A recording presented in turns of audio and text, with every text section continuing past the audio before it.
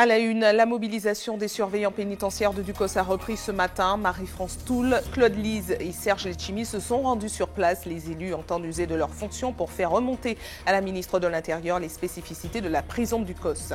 11 personnes mises en examen et placées en détention pour trafic de drogue. Un important réseau entre les Antilles, Guyane et l'Hexagone a été démantelé. 80 kg de résine de cannabis et 10 kg de cocaïne ont été saisis. Fréquentation record de l'aéroport Aimé Césaire. Des travaux d'extension sont prévus dès le mois de mai prochain. Le projet ne rassure pas les riverains qui vivent à proximité immédiate.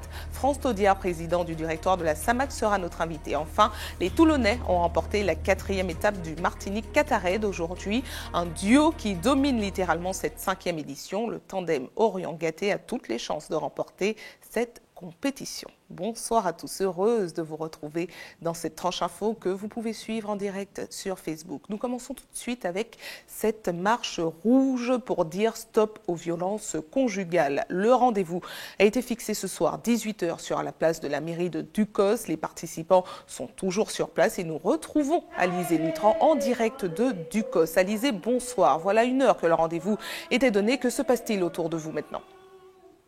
Alors écoutez Sabrina, la marche ici a débuté depuis quelques minutes. Il semblerait que l'appel de l'Union des femmes de Martinique ait massivement fait écho auprès de la population, car derrière moi, vous ne le voyez pas totalement, mais il y a environ 400 personnes dans le cortège.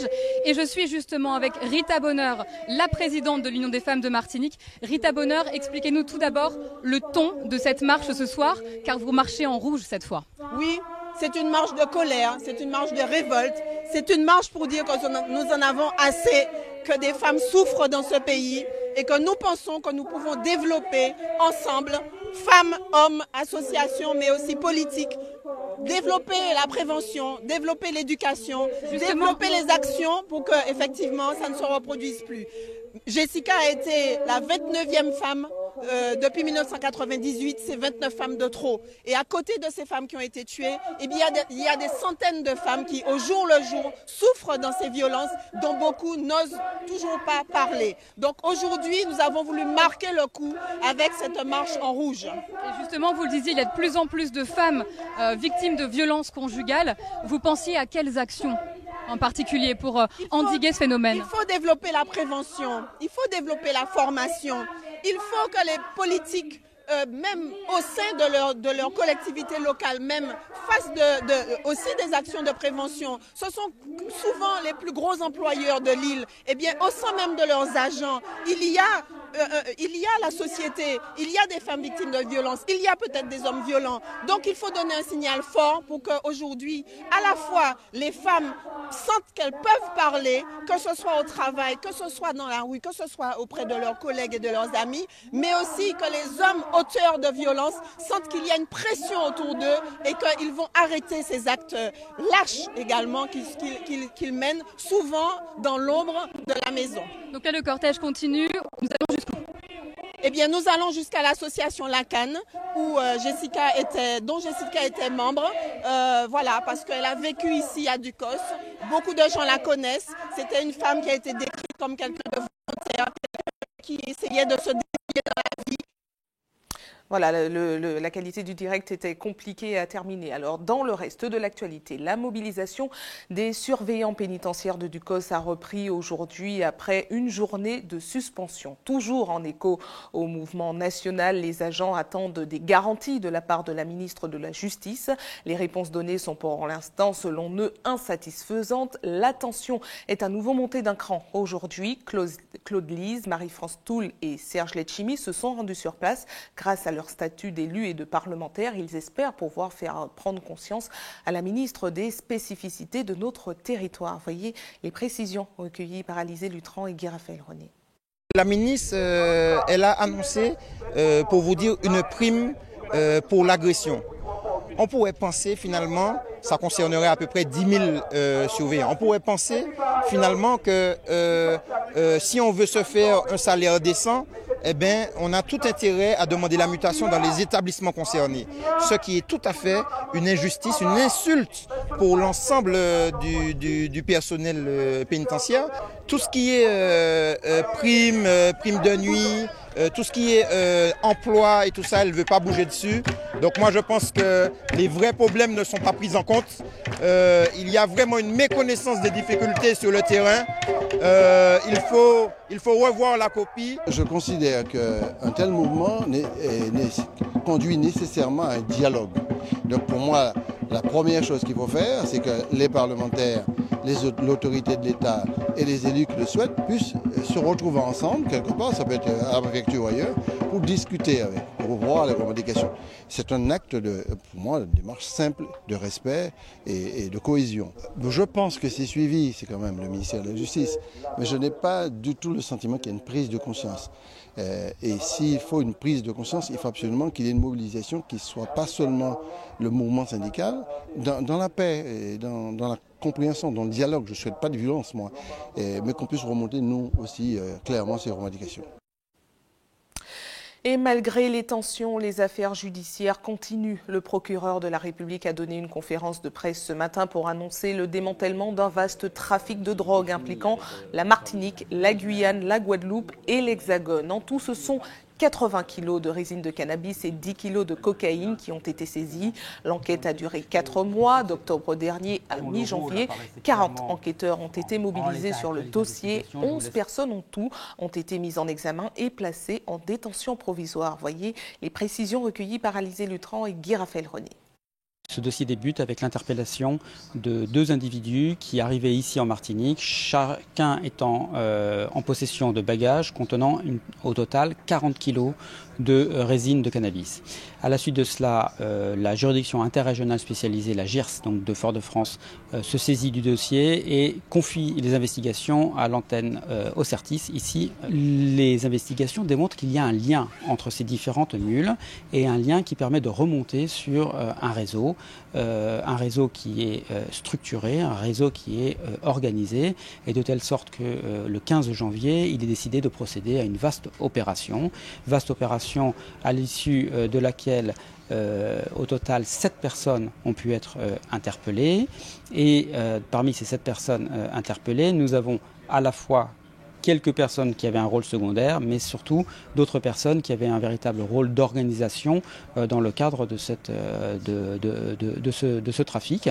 Interpellations qui ont lieu d'une part en Guyane et d'autre part en métropole. On est sur un dossier un peu particulier dans le sens où on a un trafic avec 2 produits, résine de cannabis et cocaïne, des mouvements donc de cocaïne depuis la Guyane vers la métropole et des mouvements de résine de cannabis depuis la métropole vers le territoire des Antilles. Et le tout commandité par un même gang et par un même donneur d'ordre.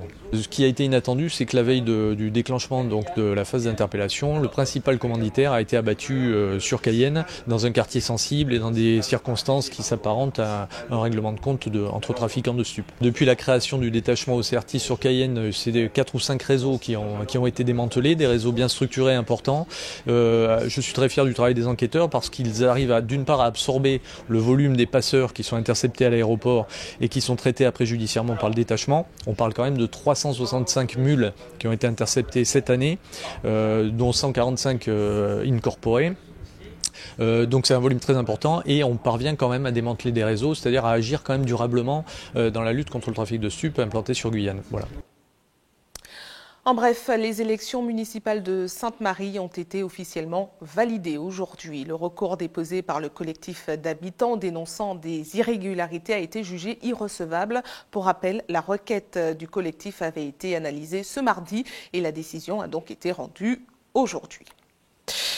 43 380, c'est le nombre de demandeurs d'emploi recensés en Martinique fin décembre 2017. On enregistre une baisse de 0,1% sur 3 mois, soit moins 50 personnes. En revanche, il s'agit d'un nombre en hausse de 0,7% sur un mois et de 5% sur un an. Comme toujours, ce sont les femmes qui sont les plus touchées puisqu'elles sont 24 040 à être concernées, tandis que les hommes sont 19 340.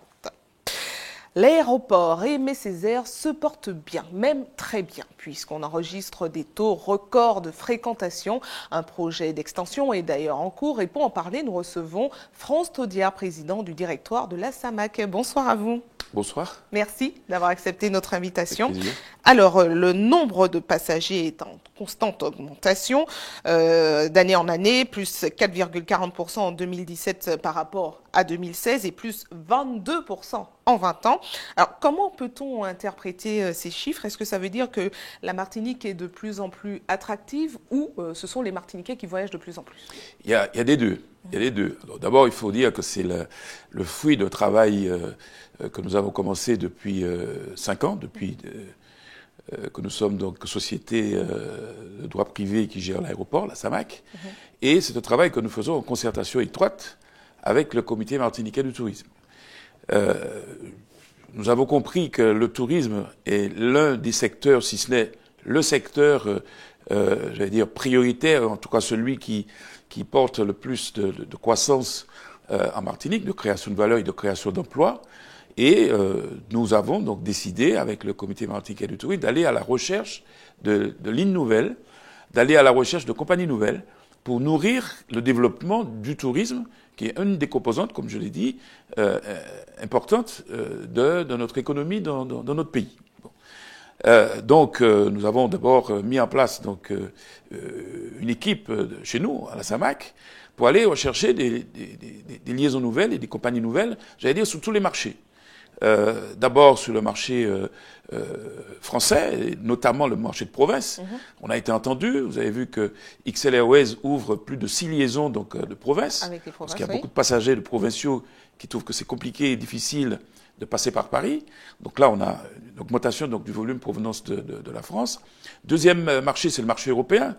On a obtenu que Condor ouvre une liaison régulière à partir de Munich. Et ensuite, le marché américain. On a fait un gros travail, je rappelle, donc, de retour d'American Airlines.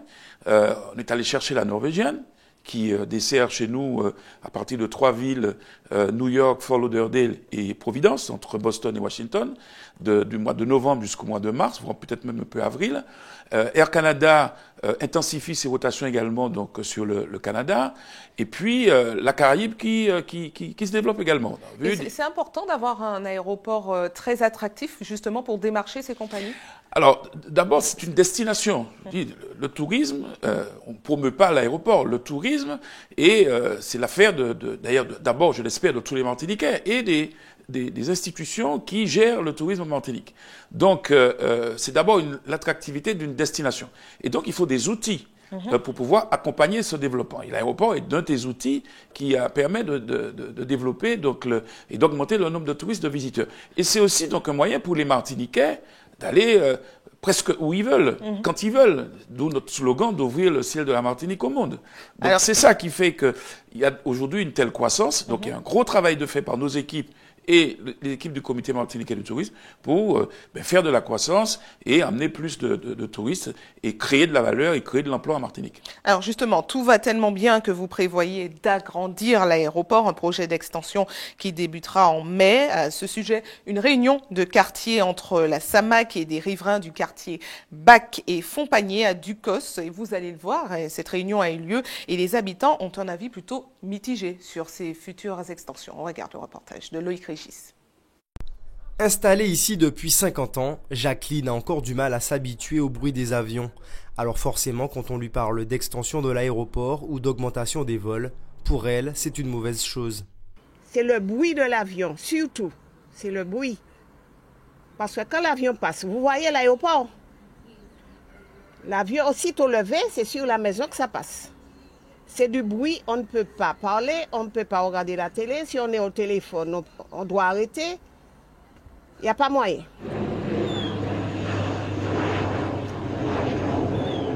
Un sentiment que partage également sa voisine. Les nuisances sonores sont difficiles à vivre pour Geneviève au quotidien. Ça nous fait une grande quantité, environ près d'une dizaine. Hein, parce que vous avez tous les petits à tout instant, quoi. Surtout la nuit, c'est dérangeant. La journée encore, mais la nuit, c'est très difficile quand on dort et surtout quand on a déjà un certain âge et que l'avion vous réveille au milieu de la nuit, c'est pas facile de reprendre le sommeil. Mais au quartier Bac, toutes les voix ne s'élèvent pas contre le projet d'agrandissement. Le chantier doit démarrer en mai 2018 et aboutir en 2020. Une perspective de développement pour la Martinique. Quand on entend le nombre de chômeurs que nous avions sur l'île, je suppose qu'effectivement, pour les jeunes qui arrivent sur le marché du travail, ça peut être un argument qui serait très bon, ne serait-ce que pour les jeunes et pour leur évolution future. Ça ne me dérange pas. Il ne va pas déranger moi, parce qu'il nous a habitués et toujours même bruit, toujours pas de petit bruit qui d'autres bruits. Ça va donner à la Martinique un développement, quoi. Parce que l'extension de l'aéroport, ça va permettre plus d'avions, plus de tourisme. Et puis, finalement, personne ne sera gêné dans cette affaire, quoi. À terme, ce sont près de 20 000 mètres carrés supplémentaires qui vont être rajoutés à l'aéroport Aimé Césaire.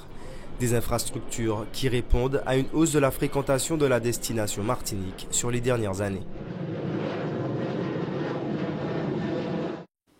Alors on l'a vu, hein, les avis sont plutôt mitigés sur ce projet d'extension, mais que pouvez-vous dire à ceux qui ne sont pas rassurés, qui se plaignent déjà du bruit déjà existant? D'abord, j'ai noté dans le reportage qu'il y a beaucoup plus d'avis favorables au projet que d'avis défavorables. L'aéroport, ça fait, comme on l'a dit, ça fait plus de 60 ans que l'aéroport existe et au même endroit. À Martinique, il n'y a pas deux endroits où on peut faire un aéroport et surtout l'agrandir. Alors, il faut préciser que ce n'est pas un agrandissement de l'aéroport. Il faut qu'on soit très précis. Il s'agit de l'extension de l'aérogare. Bon. L'extension de l'aérogare pour absorber donc la croissance de trafic dont j'ai parlé tout à l'heure. Et pour être tout à fait complet, il faut dire que outre les visiteurs, les touristes qui viennent séjourner, nous allons aussi chercher ce qu'on appelle des niches, et notamment la croisière tête de ligne, en lien avec le comité martiniquais de tourisme et mes collègues donc du Grand Port. Nous avons été chercher des compagnies de croisière, dont la plus importante, la MSC, qui a basé un bateau chez nous. L'an dernier, c'était un bateau qui faisait 3000 passagers. Cette année, c'est un bateau qui fait 4000 passagers. Et l'année prochaine, ce sera un bateau qui sera encore plus important. Alors, concrètement, et qui nous amène des passagers qui viennent donc d'Italie, d'Allemagne aussi, et du Brésil. Donc, c'est aussi une possibilité pour des Martiniquais d'aller en croisière. Je ne sais pas si vous le savez, il y en a beaucoup. Et donc, c'est créer de la croissance, créer de la valeur, sans compter la niche également de tout ce qui est événement sur laquelle nous travaillons également. Donc, c'est une extension de l'aérogare. Parce qu'aujourd'hui, notamment donc le samedi, lorsque nous avons donc les vols sous la croisière, je peux vous dire que nous avons réactivé l'ancienne aérogare pour traiter 2 vols. Donc, la croissance du nombre de passagers ne suit pas le même rythme que la croissance du nombre de vols. Je peux vous dire qu'en 2012, nous avions à peu près 18 000 mouvements d'avions sur l'année, ce qui représente à peu près une cinquantaine de vols par jour. En 2017, c'est 21 000, c'est pas plus, c'est pas nettement plus. Bon, surtout que les avions sont beaucoup plus denses. Et s'agissant du bruit, on peut comprendre que lorsqu'on se situe dans la trouée d'envol à proximité d'un aéroport, qu'on peut entendre du bruit des aéronefs. Ce qu'il faut savoir, c'est il y a une vingtaine d'années, les avions les plus bruyants étaient, par exemple, la Caravelle ou le Boeing 707. Aujourd'hui, les avions que nous avons, il y a une évolution considérable et remarquable d'ailleurs, donc des constructeurs d'avions qui diminuent considérablement les nuisances sonores.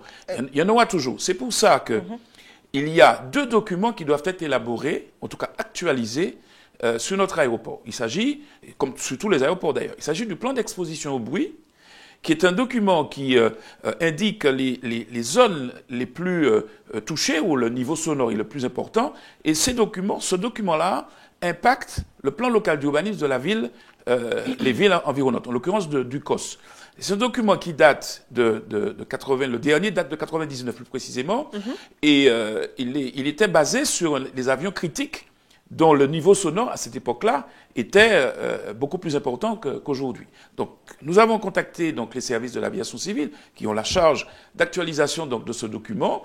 C'est en cours et c'est imminent pour pouvoir avoir un nouveau plan d'exposition au bruit pour que le maire puisse disposer d'un outil pour pouvoir maîtriser l'urbanisation autour de l'aéroport.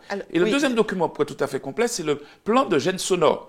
Qui, lui, ce document-là, qui n'existe que sur 12 aéroports en France, c'est un document qui permettra aux riverains c'est un outil pour d'aider à être accompagnés dans les travaux d'insonorisation. Donc ces 2 documents-là sont en cours d'élaboration, en tout cas d'actualisation et d'élaboration pour ce qui est du plan à la gêne sonore, et qui vont permettre de mieux maîtriser l'urbanisation autour de l'aéroport, comme dans tous les aéroports. Très bien. Dernière question pour être complet et si possible de répondre rapidement parce que le temps qui nous est imparti est terminé.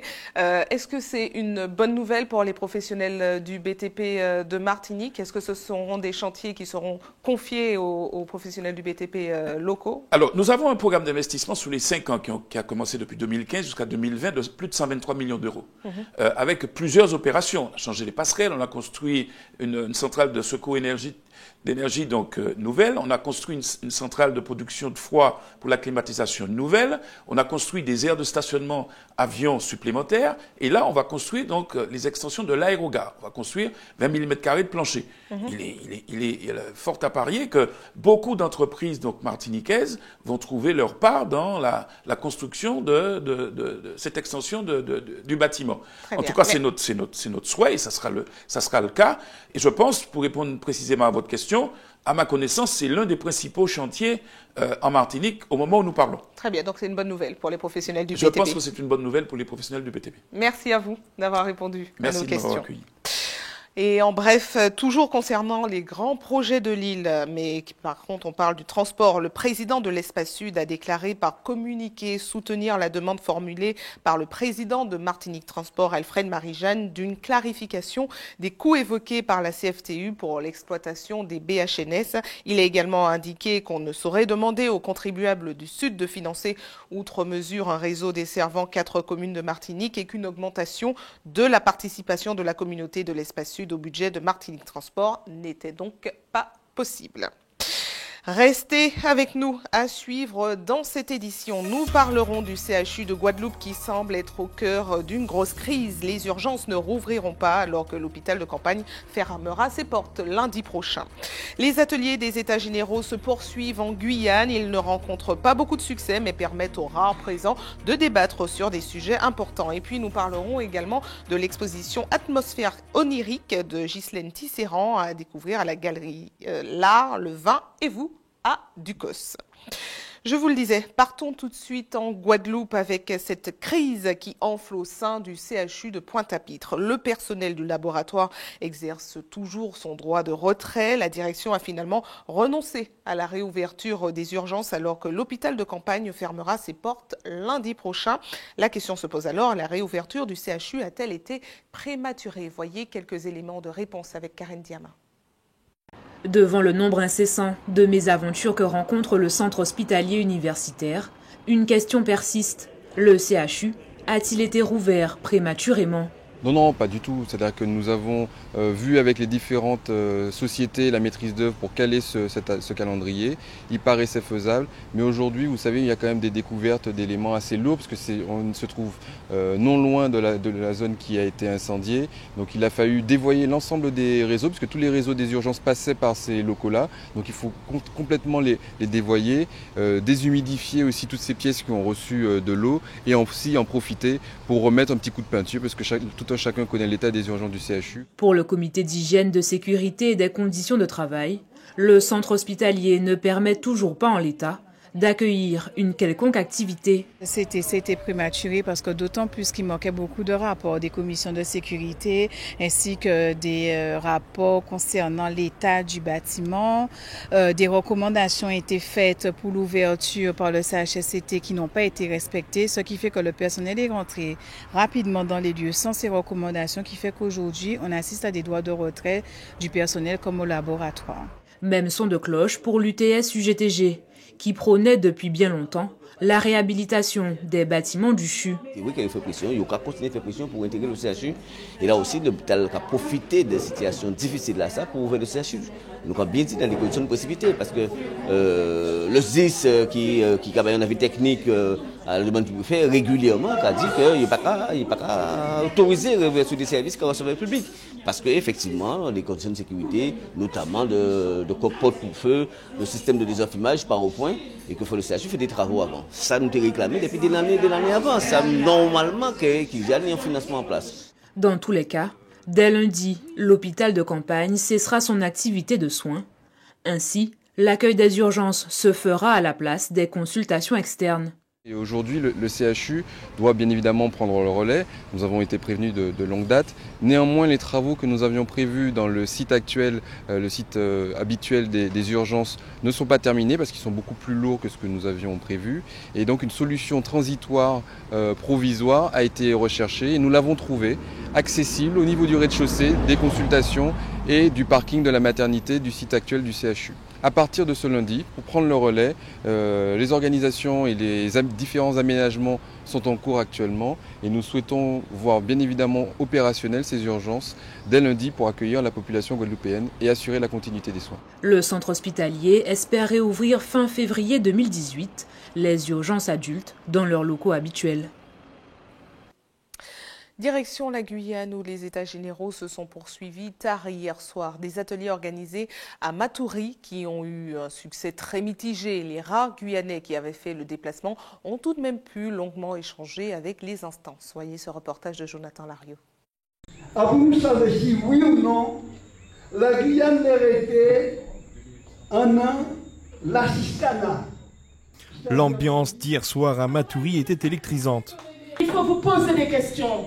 Il ne faut pas rester sur les acquis. Il faut vous poser des questions et réfléchir pour savoir comment améliorer la situation. Des états généraux continuent de se dérouler dans tout le territoire. Hier soir, organisé en forum, il était question pour la population de donner son avis sur les aspects qu'elle souhaiterait voir changer en Guyane. On sait très bien ce qui ne va pas en Guyane. Ce qui ne va pas en Guyane, c'est que politiquement, les personnes localement qui dirigent n'ont pas assez d'autonomie de gestion sur le territoire. Donc il faut vraiment que l'on revoie le statut de la Guyane. C'est tout à fait ça. Moi, je ne vois pas qu'est-ce qu'il y a d'autre à dire, quoi. La question statutaire du département était présente dans bien des propos des participants, mais au final, dans la salle, seule une vingtaine de présents. L'objectif des états généraux ne semble pas convaincre. La Guyane est dans une situation telle que moi je suis sceptique sur l'issue de tout ça, oui, parce qu'il y a eu un grand mouvement au début, spectaculaire, qui a attiré même la presse internationale. Mais après, je ne sais pas pourquoi, tout est parti un peu en vrille là. Et on retrouve les mêmes élus en place qui à mon avis, ou bien c'est une démarche volontaire, ou bien de l'ignorance. Ils ne font rien pour faire évoluer les choses. Parce que si vous pratiquez la politique de la chaise vide, après vous ne pouvez pas dire quoi que ce soit. Si vous n'allez pas au moins ouvrir votre vote en France, on va savoir pour qui vous allez voter. Mais si vous n'êtes pas allé ouvrir votre vote, vous ne pouvez pas l'ouvrir. Voilà, on a cette chance d'être dans un système démocratique, qui est ce qu'il est, qui n'est pas des plus parfaits, j'en suis conscient, mais au moins, voilà. D'autres séances de travail comme celle-ci seront tenues d'ici la fin des états généraux. Une restitution de ceux-ci devrait être mise en place dans 3 mois.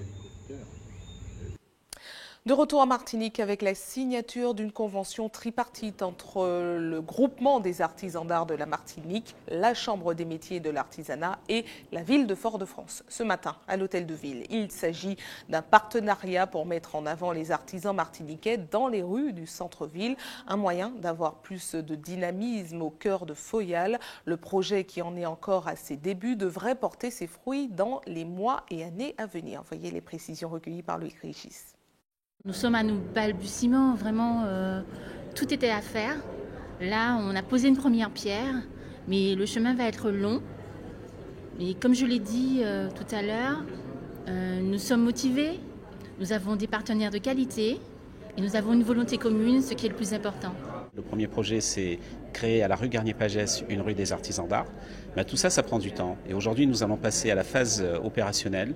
Donc, nous allons concrètement bâtir cette rue, parce que ça va être un renouveau pour cette rue, qui va pouvoir accueillir des artisans d'art, qui vont pouvoir travailler sur place. Certains vont pouvoir même vivre sur place. Donc, il faut qu'on puisse y installer une activité économique intéressante, qui valorise notre patrimoine, qui valorise notre savoir-faire et qui va surtout offrir des marchés à nos artisans d'art. Il faut une maîtrise foncière, il faut une maîtrise de locaux, il faut des partenariats avec les propriétaires, les privés. Donc on a des outils qui peuvent accompagner cette dynamique-là. Il nous faut donc, nous nous sommes mis ensemble, la Chambre des métiers, le groupement des artisans de la Martinique et la ville de Fort-de-France pour conjuguer nos efforts. Il y a des fonds européens qui peuvent nous permettre. Donc pour conjuguer nos efforts et monter ensemble ce projet pour permettre, parce que c'est ça l'objectif, aux artisans d'art martiniquais de montrer leur savoir-faire et pour leur permettre donc d'avoir des débouchés. Place au sport avec un point sur la 4e étape du Martinique-Qatar qui s'est déroulée aujourd'hui. Encore une fois, c'est le tandem Orion-Gatté qui est arrivé en tête. Un duo qui domine littéralement cette 5e édition. Jusque-là, c'est un parcours sans faute des Toulonnais qui risquent fort de remporter cette compétition. Ne manquez pas tous les détails du parcours du jour juste après la tranche info dans le magazine du Martinique-Qatar à 20h. Allez, ATV toujours plus proche de vous. Nous passons tout de suite à notre JT des communes.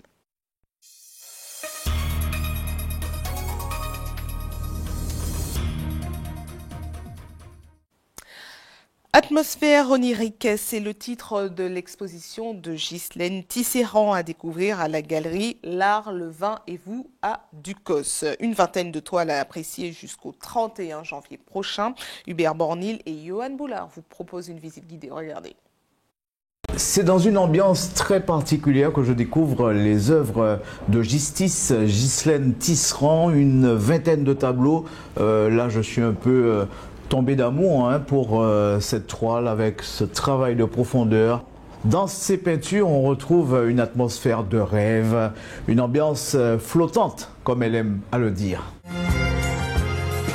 Cette impression de flou, de forêt.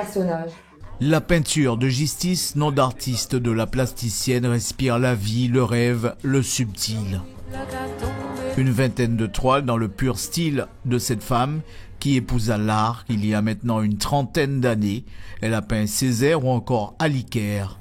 Pour Gistis, la peinture est une sorte d'exutoire. Je travaille à Colson. Je suis régulièrement dans la brume.